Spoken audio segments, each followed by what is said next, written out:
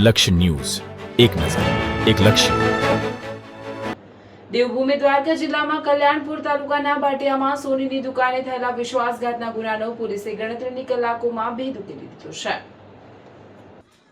Local crime branch Devbhumi દ્વારકાની ટીમે કાર્યવાહી કરીને એક આરોપીની ધરપકડ કરી છે. આરોપી પાસેથી સોનાની ચેન, રોકડા રૂપિયા સહિત 2,90,000નો મુદ્દામાલ કબજે કરવામાં આવ્યો છે.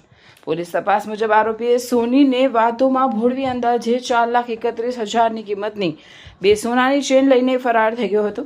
ઘટનાની ગંભીરતા ધ્યાનમાં રાખી એલસીબીની ટીમે ઝડપી તપાસ હાથ ધરી અને ગણતરીની કલાકોમાં આરોપીને શોધી કાઢવામાં સફળતા મેળવી. ઝડપાયેલા આરોપીની ઓળખ કાનાભાઈ ઉર્ફે કાનુ દેવાનંદભાઈ ચાવડા, રહેવાસી મોટા આસોટા, તાલુકો કલ્યાણપુર તરીકે થઈ છે. આ સમગ્ર મામલે કલ્યાણપુર પોલીસ સ્ટેશનમાં નોંધાયેલા ગુનામાં એલસીબી દેવભૂમિ દ્વારકાએ સફળ તપાસ કરીને આરોપીને ઝડપી પાડ્યો છે. હાલ પોલીસે આરોપી સામે કાયદેસરની આગળની કાર્યવાહી હાથ ધરી છે.